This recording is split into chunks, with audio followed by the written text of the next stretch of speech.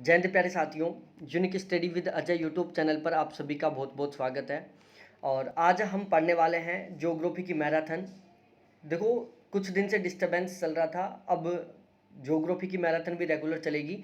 जैसे first paper की important marathon मैं चालू कर दिया हूँ, बिल्कुल उसी वे में ज्योग्राफी की मैराथन चलेगी अब। ठीक है, तो कल ये सारी चीज़ें हमने कंप्लीट कर लिया था और आज हम थोड़ा आगे बढ़ते हैं और इसमें देखते हैं। देखो, सबसे पहले मैं यहाँ पर बताऊँ प्यारे साथियों, गिडीज के अनुसार नगर के प्रकार। जो पैट्रिक गिडिस मोदे हैं, उन्होंने नगरों के प्रकार बताए थे और उसमें उन्होंने दो प्रकार के नगर बताए। एक नगर था पैलियोटेक्निक और दूसरा था नियोटेक्निक। जो पैलियोटेक्निक नगर था उसकी उन्होंने कुछ खास विशेषताएं बताई। देखो, पैलियोटेक्निक नगर वह नगर जिसके अंतर्गत वर्तमान उच्च समय तक भी पुरानी अर्थव्यवस्था का प्रभाव पाया जाता है। पैलियोटेक्निक नगर वो नगर होता है जहाँ पर पुरानी अर्थव्यवस्था का प्रभाव पाया जाता है। दूसरी साइड हम बात करें नियोटेक्निक। नियोटेक्निक वो नगर होता है जिसमें आधुनिक तकनीकी एवं प्रौद्योगिकी क्रियाओं का स्वरूप पाया जाता है। तो मैं फिर से रिपीट कर रहा हूँ। देखो, पैट्रिक गिडिस ने दो प्रकार के नगरों की बात की थी। एक पैलियोटेक्निक नगर जो पुरानी परंपराओं से जुड़े हुए हैं, पुरानी अर्थव्यवस्था से जुड़े हुए होते हैं। दूसरा होता है नियोटेक्निक जो कि नई अर्थव्यवस्था या नई परंपराओं के साथ जुड़े होते हैं, नए तरीकों के साथ जुड़े होते हैं, नई आधुनिक तकनीकी या क्रियाओं के साथ जुड़े हुए होते हैं। ठीक है, अब देखो, लुइस मैमफोर्ड मोदे ने नगरों की अवस्थाएं बताई थी। मैमफोर्ड मोदे ने, जिसका फुल नाम है लुइस मैमफोर्ड। तो लुइस मैमफोर्ड मोदे ने नगरों के विकास की कुछ अवस्थाएं बताई थी, नगरों के विकास की कुछ स्टेप्स बताई थी। तो सबसे पहले बताऊं आपको, लुइस मैमफोर्ड मोदे ने एक किताब लिखी जिसका नाम था कल्चर ऑफ द सिटीज़। ठीक है, तो सबसे पहले तो आपको पता होना चाहिए कल्चर ऑफ द सिटीज पुस्तक किसकी है? लुइस मैमफोर्ड की है। लुइस मैमफोर्ड ने अपने इस पुस्तक में नगरों के विकास की अवस्थाएं बताई, जिसमें सबसे पहले बताया इन्होंने इयोपोलिस। इयोपोलिस क्या होता है? गाँव का विकास होता है। जब गाँव अपना विकास करते हैं तो उस अवस्था को इयोपोलिस कहते हैं। इयोपोलिस के बाद में आता है पोलिस। जब गांव कस्बे में परिवर्तित हो जाते हैं तो उसको हम पोलिस कहते हैं। पोलिस के बाद में आता है मेट्रोपोलिस। मेट्रोपोलिस को हम नगर कहते हैं। बड़े आकार के नगर को मेट्रोपोलिस कहा जाता है, जो सामान्यतः देश या राज्य की राजधानी होती है। तो जैसे दिल्ली है, दिल्ली तो मेट्रोपोलिस में नहीं आती। जैसे जयपुर राजस्थान की राजधानी है, पटना है, भोपाल है। तो जितनी भी कैपिटल हैं, स्पेशली जो स्टेट कैपिटल है, वो मेट्रोपोलिस में आती हैं। मेगापोलिस नगर के विकास की अंतिम अवस्था है। अब आप सोचोगे कि सर मेगापोलिस नगर के विकास की अंतिम अवस्था क्यों? देखो, हर एक अति का अंत होता है। ये सुना होगा ना आपने, अति का अंत होता है। वही ये बात है यहाँ पर। भाई, नगर अपना विकास करता रहता है, लेकिन नगर के विकास की भी एक ऐसी स्टेज आती है, यदि उसके बाद का जो टाइम होता है वो उसका विकास का नहीं, वो उसका नुकसान का चालू हो जाता है। भाई, आपके गांव का ये क्षेत्रफल है, इसमें 100 आदमी, सपोज दैट ये बस है, इस बस में 100 आदमी नॉर्मली तरीके से बैठ सकते हैं। तो 100 बैठेंगे ना, पहले एक बैठा, दो बैठा, तीन बैठा, विकास होता जा रहा था, गाड़ी में सीटें भरती जा रही थी। जब 100 बैठ गए तो क्या हो गया? गाड़ी की जो सिटिंग कैपेसिटी थी वो चरम सीमा पर पहुंच गई कि यदि अब इससे ज़्यादा बैठेंगे तो या तो सवारियों को नुकसान उठाना पड़ेगा या फिर गाड़ी में नुकसान होगा। तो यही सिचुएशन है मेगापोलिस की। मेगापोलिस क्या होता है? नगर के विकास की चरम अवस्था होती है। मेगापोलिस स्टेज के बाद में नगरों का विनाश होना शुरू हो जाता है, नगर अपना पतन करना चालू कर देते हैं। ठीक है, तो मेगापोलिस को नगर के विकास की अंतिम अवस्था या नगर के विकास की चरम सीमा का घोतक भी माना जाता है। उसके बाद आता है टायरेनोपोलिस। टायरेनोपोलिस क्या होता है? मेगापोलिस के तुरंत बाद आता है, तो नगरों का विनाश होना शुरू हो जाता है। टायरेनोपोलिस में क्या होता है? नगर अपना पतन करना शुरू कर देते हैं, नगरों का पतन होना शुरू हो जाता है। और लास्ट में आता है नेक्रोपोलिस। नेक्रोपोलिस में क्या होता है कि जो नगर होता है वो शमशान घाट बन जाता है। बिल्कुल, वहाँ पर पुरानी पुरानी बिल्डिंगें रहती हैं, लोग उस जगह को छोड़कर नई जगह पर जाके बस जाते हैं। वहाँ पर केवल आपको ऊबड़ खाबड़ जगह दिखेगी, ऊबड़ खाबड़ तो नहीं रहेगी लेकिन खाली बंकर दिखेंगे आपको। ठीक है, तो जो नेक्रोपोलिस होती है नगर के विकास की सबसे अंतिम अवस्था होती है, जिसमें नगर अपना कंप्लीटली पतन कर चुके होते हैं, नगरों का कंप्लीटली विनाश हो चुका होता है। तो लुइस मैमफोर्ड ने नगरों के विकास की अवस्था बताई, जिसमें सबसे पहले होता है इयोपोलिस, दूसरा होता है पोलिस, तीसरा होता है मेट्रोपोलिस, चौथा होता है मेगापोलिस, पांचवा होता है टायरेनोपोलिस और छठा होता है नेक्रोपोलिस। ठीक है। मेगापोलिस नगरों के विकास की चरम अवस्था है। टायरेनोपोलिस में पतन शुरू होता है, नेक्रोपोलिस में पतन हो चुका होता है। मेट्रोपोलिस किसी मेगापोलिस से जस्ट पहले की स्टेज होती है, जैसे राज्यों की राजधानी मेट्रोपोलिस में आती है, उससे पहले आता है पोलिस। पोलिस में क्या होता है, कस्बे बनते हैं, कस्बे पोलिस में काउंट होते हैं, और जब गांव शहर में कन्वर्ट होना शुरू होते हैं या जब गांव का विकास होता है तो उसको ईओपोलिस कहते हैं। मेगापोलिस को सन नगर का एक विशाल रूप माना जाता है। बहुत सारे कोनरो बेसन, देखो कोनरो बेसन शब्द का प्रयोग किसने किया था, पैट्रिक गिडिस ने किया था। कोनरो बेसन शब्द का प्रयोग पैट्रिक गिडिस ने किया था। और कोनरो बेसन को हिंदी में सन नगर बोलते हैं, कि जब बहुत सारे सन नगर आपस में मिल जाते हैं तो उससे मेगापोलिस का निर्माण होता है। ठीक है।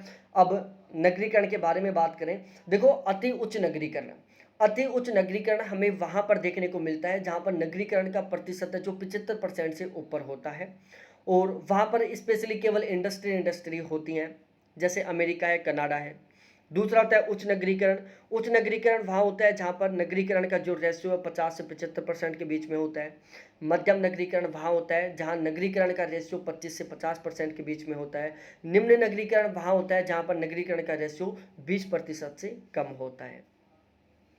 भारत, चाइना, पाकिस्तान, इंडोनेशिया और म्यांमार, ये ऐसे देश हैं जो एग्रीकल्चर पर डिपेंड करते हैं। इनका जो इकोनॉमी कंडीशन है, जिनका जो बजट है वो इकोनॉमी एग्रीकल्चर पर डिपेंड करता है। ठीक है। तो इंडिया, चाइना, पाकिस्तान, इंडोनेशिया और मलेशिया के कृषि प्रधान देश हैं। श्रीलंका, थाईलैंड, कोलंबिया और नेपाल। ठीक है, पता नहीं, चलो छोड़ो इसको। ठीक है। सर्वाधिक नगरीय जनसंख्या महाराष्ट्र में देखने को मिलती है। भारत में नगरीकरण 2011 के डाटाओं के अकॉर्डिंग भारत में नगरीकरण है कितना, 31.18%।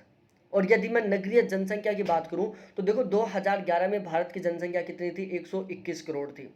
तो 121 करोड़ का आप 31% निकाल लेना।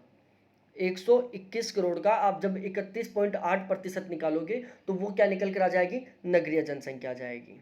ठीक है। सर्वाधिक नगरीय जनसंख्या महाराष्ट्र में, न्यूनतम नगरीय जनसंख्या सिक्किम में है।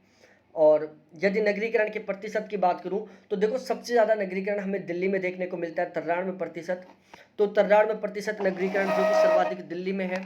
चंडीगढ़ में नगरीकरण है 89.7%। पुडुचेरी में नगरीकरण है 66.5%।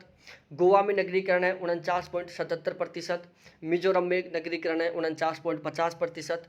तमिलनाडु में नगरीकरण है 43%। हिमाचल प्रदेश में सबसे कम नगरीकरण है 9.79%। सिक्किम में दूसरे नंबर पर सबसे कम नगरीकरण है 11.10%। और बिहार में है 10.47%। और ओडिशा में 14.97% तो ध्यान रहे, यहाँ पर मैंने थोड़ा सा मिस्टेक कर दिया था बोलने में। सबसे कम नगरीकरण,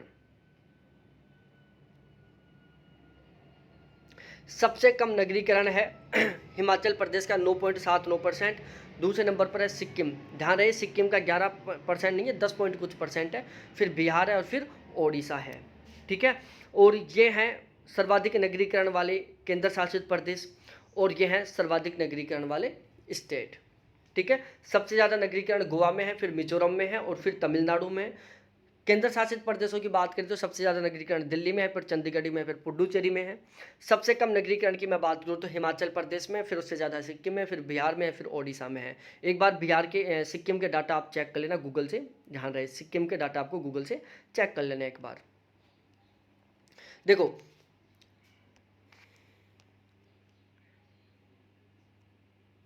खारतूम नील नदी के किनारे पर है। सैफिल्ड डोन नदी के किनारे पर है। स्टालिनग्राड जो कि वोल्गा नदी पर है। टिम्बकूट जो कि नाइजर नदी पर है। ट्यूबवेल जो कि सेंट लॉरेंस नदी पर है। कोलकाता जो कि हुगली नदी पर है। और इसके अलावा ढाका जो कि पद्मा नदी पर वेस्ट उसमें बांग्लादेश में है। कराची जो कि सिंधु नदी पर पाकिस्तान में है। रंगून जो कि इरावदी नदी पर म्यांमार में है। ठीक है। शिकागो मिशिगन झील पर है। डुलूथ सुपीरियर झील पर है। डेट्राइट हुरन झील पर है। क्वीनलैंड ईरी झील पर है। जुड़वा नगरों के बारे में बात करें जिसको ट्विन सिटी बोलते हैं, जुड़वा नगर बोल दो चाहे ट्विन सिटी बोल दो, जैसे कोलकाता हावड़ा ट्विन सिटी के एग्जाम्पल है। मिलान तुरिन ट्विन सिटी का एग्जाम्पल है। बुडापेस्ट ट्विन सिटी का एग्जाम्पल है। दिल्ली सादरा है जो ट्विन सिटी का एग्जाम्पल है। इलाहाबाद नैनी ये ट्विन सिटी का एग्जाम्पल है। तो ये सारे क्या हैं, जुड़वा नगर हैं जिनको हम ट्विन सिटी बोलते हैं। ठीक है, फिर थोड़ा आगे बढ़ते हैं, और ये ज़्यादा इम्पोर्टेंट नहीं है इसलिए इनको हम स्किप करते हैं। और हाँ, अब यहाँ पर आते हैं। देखो, पेरिस, एक साइड में नगर का नाम बोलूँगा, दूसरी साइड में उसके आयोजकों का नाम बोलूँगा कि उस नगर को बसाया किसने था। पेरिस को होसमैन मोदे ने बसाया था। तो मतलब जो पेरिस शहर है उसके आयोजक होसमैन हैं, लंदन के रैन हैं, वॉशिंगटन के एनफेट हैं, शिकागो के बरहम हैं, न्यू दिल्ली के सर एडविन ल्यूटेंस हैं, और चंडीगढ़ के ली कार्बूजियर हैं। ठीक है, मैं रिपीट कर रहा हूँ। चंडीगढ़ के आयोजक ली कार्बूजियर है, न्यू दिल्ली के आयोजक सर एडविन ल्यूटेंस हैं, शिकागो के आयोजक बरहम है, वॉशिंगटन के आयोजक एनफेट है, लंदन के आयोजक रैन है, और पेरिस के आयोजक हॉसमैन है। मध्यकाल में वाणिज्य एवं व्यापार पर आधारित नगरों को टेलर ने ट्रेड गाइड नगर कहा था। ठीक है, मध्यकाल में वाणिज्य एवं व्यापार पर आधारित नगरों को टेलर मोदे ने ट्रेड गाइड कहा था। 1950 में विश्व की जनसंख्या का 16% भाग नगरीय था। ठीक है, तो 1950 में नगरीकरण कितना था? 16% था। 10 लाख से अधिक जनसंख्या वाले नगर 1920 में 10 लाख से अधिक जनसंख्या वाले नगर 24 थे, 1980 में 198 हो गए, और वर्तमान समय में 10 लाख से अधिक जनसंख्या वाले नगरों की संख्या 350 प्लस है। नगरीकरण की मैं बात करूँ ओवरऑल कंट्री वाइज, लग्जमबर्ग में 100% नगरीकरण है, सबसे ज़्यादा नगरीकरण वाला एक देश है ये। बेल्जियम में 97% नगरीकरण है। इसके अलावा ब्राज़ील है, नीदरलैंड है, ऑस्ट्रेलिया, जर्मनी है, नॉर्वे है, और न्यूजीलैंड है। ये वो कंट्री है जहाँ का जो सिविलाइजेशन है, जो नगरीकरण है, वो 80% से अबोव है। सबसे कम नगरीकरण की हम बात करें, सिविलाइजेशन की बात करें, तो बरूंडी में ओनली 6% है, रवांडा में 8% है, युगांडा में 11% है, मलावी में 12% है, और बुर्किना फासो में 9% है। ठीक है, उत्तरी अमेरिका महाद्वीप का नगरीकरण सबसे ज़्यादा, यदि कॉन्टिनेंटल वाइज हम बात करें तो जो नॉर्थ अमेरिका है उसमें जो सिविलाइजेशन है 77% के साथ सबसे ज़्यादा है। अब नगरों की आंतरिक संरचना से संबंधित कुछ सिद्धांत हैं जिनको हम नगरों की आंतरिक संरचना से संबंधित कुछ थ्योरीज हैं जिनके बारे में मैं आपको यहाँ पर बताने वाला हूँ। सबसे पहले हम बात करते हैं सेकेंडरी वाले सिद्धांत, जिसको कॉन्सेंट्रिक जोन थ्योरी बोलते हैं, जो कि बर्गस मोदे के द्वारा 1927 में दी गई थी, जो कि शिकागो शहर के अध्ययन पर आधारित थी। उसके बाद में बर्गस मोदे ने अपना जो कॉन्सेंट्रिक जोन थ्योरी दिया था 1927 में, इसमें उन्होंने टोटल 5 पेटियों की बात की थी, जिसमें सबसे पहली पेटी आती है CBD, दूसरी आती है संक्रमण पेटी जिसको हम जोन ऑफ ट्रांजिशन बोलते हैं, तीसरी आती है श्रमिक लोगों की पेटी जिसको zone of working man house बोलते हैं, चौथी आती है श्रेष्ठ रिहायशी मकानों का क्षेत्र जिसको जोन ऑफ बेटर रेजिडेंसी बोलते हैं, और पांचवा आता है नगरों को अभिगमन करने वाला, ठीक है, जिसको हम द कम्युनिटी ऑफ जोन बोलते हैं। ठीक है, तो ये पांचों की पांचों पेटियां ध्यान रखना है, कॉन्सेंट्रिक जोन थ्योरी से संबंधित है, जिसमें पहली पेटी CBD है, दूसरा संक्रमण पेटी है, तीसरा श्रमिक लोगों की पेटी है, चौथा श्रेष्ठ रिहायशी मकानों का क्षेत्र है, पांचवा नगरों का अभिगमन करने वाला क्षेत्र है। इनको इंग्लिश में भी याद कर लेना। संक्रमण पेटी को जोन ऑफ ट्रांजिशन बोलते हैं, श्रमिक लोगों की पेटी को zone of working man house बोलते हैं, श्रेष्ठ रिहायशी मकानों का क्षेत्र को जोन ऑफ बेटर रेजिडेंसी बोलते हैं, और नगरों को अभिगमन करने वाले क्षेत्र को द कम्युनिटी जोन बोलते हैं। ठीक है, अब ध्यान रखना, यहाँ पर एक बहुत ही गजब की बात लिखी हुई है, इसे कुछ विद्वानों ने बस्तियों का शयनागार बेडरूम टाउन बोला था। ठीक है, जो कुछ विद्वानों ने बस्तियों का शयनागार नगर या बेडरूम टाउन कहा था। ठीक है, तो जो कॉन्सेंट्रिक जोन थ्योरी है जिसमें टोटल 5 पेटियां, इसमें बेड रूम टाउन कौन सी पेटी को बोला गया है? नगर की अभिगमन करने वाली पेटी, जिसको हम 5th पेटी बोल रहे हैं। ठीक है, उसके बाद दूसरा मॉडल था सेक्टर जोन थ्योरी, जिसको हम खंड सिद्धांत बोलते हैं, होमर होयट मोदे के द्वारा 1939 में दिया गया था, जो कि अमेरिका के टोटल 141 नगरों के अध्ययन पर आधारित था। यहाँ पर मैं आपको बहुत सही ढंग से नहीं दिखा पाऊंगा, बाकी मैं कोशिश कर रहा हूँ। देखो यहाँ पर है बिल्कुल सेंटर में पेटी नंबर 1, डायग्राम पूछ लेता है कई बार। यहाँ पर पेटी नंबर 1 है, यहाँ पर इस वाले एरिया में पेटी नंबर 2 है। ठीक है, यहाँ पर इस वाले एरिया में पेटी नंबर 3 है, यहाँ पर इस वाले एरिया में पेटी नंबर 4 है, और यहाँ पर इस वाले एरिया में पेटी नंबर 5 है। इन पांचों की पांचों पेटियों की इस डायग्राम में लोकेशन याद कर लो कि कौन सी पेटी कौन सी जगह पर, पहली पेटी कहाँ पर है, दूसरी पेटी कहाँ पर है, तीसरी पेटी कहाँ पर है, चौथी कहाँ पर है और पांचवी कहाँ पर है।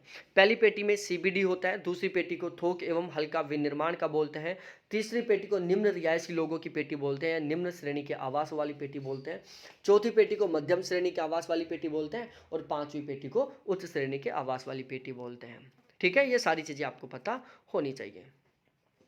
उसके बाद तीसरा आता है बहुनाभिकीय सिद्धांत, जिसको मल्टीपल न्यूक्लियर थ्योरी बोलते हैं।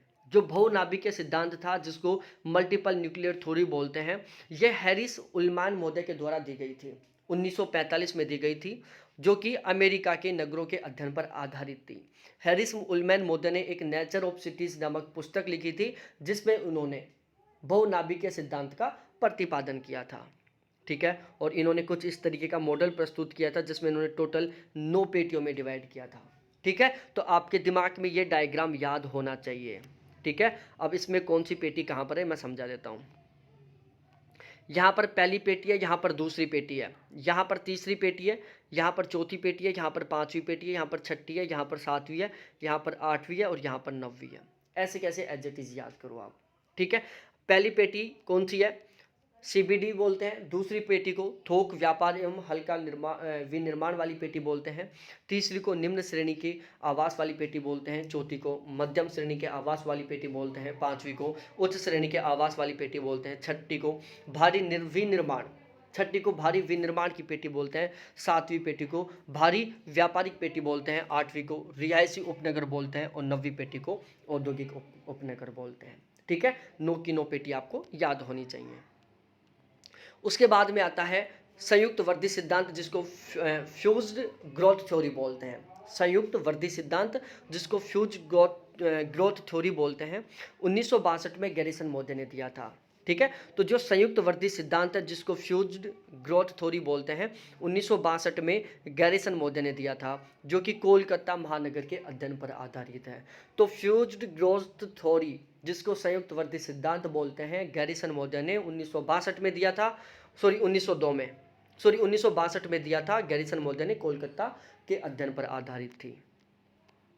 ठीक है, उपयुक्त तीनों सिद्धांतों का मिश्रण था। ध्यान रहे, सबसे स्पेशल बात है कि जो संयुक्त वर्दी सिद्धांत है वो जो तीनों थ्योरी है, अभी मैंने कॉन्सेंट्रिक जोन थ्योरी पढ़ाई, सेक्टर मॉडल पढ़ाया और मल्टीपल न्यूक्लियर थ्योरी बताई, इन तीनों का जो मिश्रण है वो कौन सी है, फ्यूज ग्रोथ थ्योरी है, संयुक्त वर्दी सिद्धांत है। ठीक है, नगरीय विकास के सिद्धांत या नगर के आकारिकी के सिद्धांत या नगर भूमि उपयोग संबंधित सिद्धांत थे। ठीक है, तो इन चारों सिद्धांतों को ध्यान रखना, नगरीय विकास के सिद्धांत या नगर आकारिकी के सिद्धांत या नगरीय भूमि उपयोग संबंधित सिद्धांत कौन कौन से हैं, ये चारों हैं जो मैंने अब भी आपको पढ़ाए हैं। ठीक है, तो आज की हमारी मैराथन का यहाँ पर ही द एंड होता है। बिल्कुल फिर हम रेगुलर कंटिन्यू इसी तरीके से ज्योग्राफी की मैराथन लाते रहेंगे। आपने अभी तक चैनल को सब्सक्राइब नहीं किया तो प्लीज़ एक बार चैनल को जरूर सब्सक्राइब करें। बहुत बहुत धन्यवाद आपको देखने के लिए। थैंक्स बाय मेरे प्यारे साथियों, फिर मिलते हैं नेक्स्ट डे नेक्स्ट क्लास में।